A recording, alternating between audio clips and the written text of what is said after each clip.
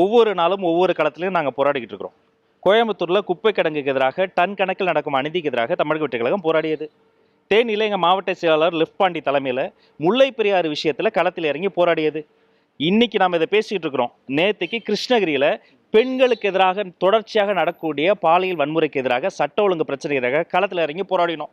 சர்வதேச பெண்கள் தினத்தன்று வீடியோவே போட்டு இந்த நாசக்கார திமுக அரசை விளக்குவோம்னு நாங்கள் களத்தில் இறங்கி போராடினோம்.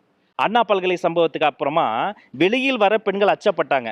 எங்க டிவிக தலைவர் விஜய் அவர்கள் கைப்பட கடிதம் எழுதி, அச்சம் வேண்டாம் அண்ணன் நான் இருக்கிறேன். அந்த கடிதத்தை மகளிர் அணியை சார்ந்த தோழர்கள் வீடு வீடா போய் வீதி வீதியா போய் கொடுத்து, ஒரு பேம்ப்ளேட் கொடுக்க கூடாதாங்க அந்த நாட்டில், கைது பண்ணி மனசாட்சி இல்லாமல் மூச்சு விட முடியாத இடத்துல அடைச்சு வச்சாங்க. அவர்களுக்கு ஒரு பாதுகாப்பாக எங்களுடைய பொதுச் செயலாளர் ஆனந்த் அவர்கள் அந்த களத்திற்கே போனார். பின்பு நம்முடைய படைபலம் அறிந்து விடுதலை செய்யப்பட்டது. எங்க நம்ம போராடாம இருந்தோம்? என்ன பிரச்சனைனா, போராடுவது வேறு, இப்படி அசிங்கமாக பேசுவது என்பது வேறு. மரியாதைக்குரிய பாரதிய ஜனதாவினுடைய மாநில தலைவர் திரு அண்ணாமலை அவர்கள் சமநிலை குலைந்து என்ன பேசுறோம் தெரியாம பேசியிருக்கிறாருங்க. உங்களுக்கு சினிமானா எவ்வளவோ இருக்குங்க. இடுப்பு கிள்றத அவங்க நினைவுக்கு வருமா? அப்ப ரம்மி நாயகன் சரத்குமார் என்ன பண்ணாரு?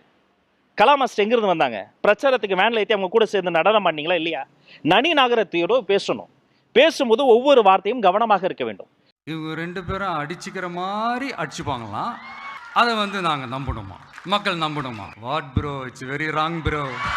1000 கோடிங்கிறது ஒரு டிப் ஆஃப் ஐஸ்பர்க். கையளவு நீரைத்தான் அள்ளி இருக்கிறீங்கன்னு எங்களுடைய மதிப்பிற்குரிய தலைவர் சுட்டிக்காட்டி இருக்கிறார். பல லட்சம் கோடி உள்ள இருக்கு.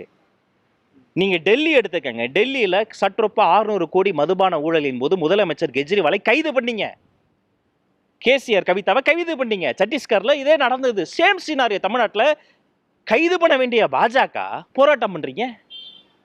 குற்றச்சாட்டுக்கு ஆளான திமுக கைது பண்றீங்க. இதுக்கு பேர் தான் செட்டிங்.